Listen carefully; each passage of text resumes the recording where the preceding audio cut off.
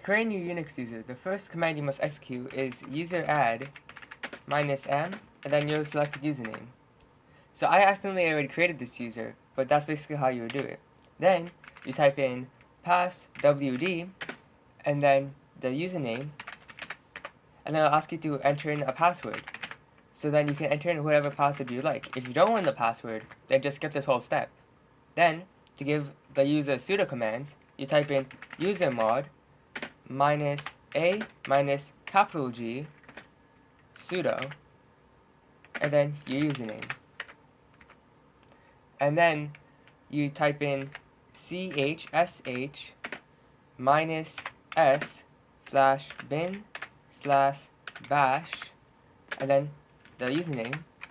And then you do the same exact thing, but you add a pound symbol at the beginning.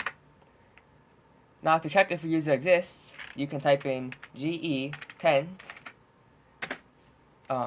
password, as in passwd, and then put in that line thing, grep, and then your username.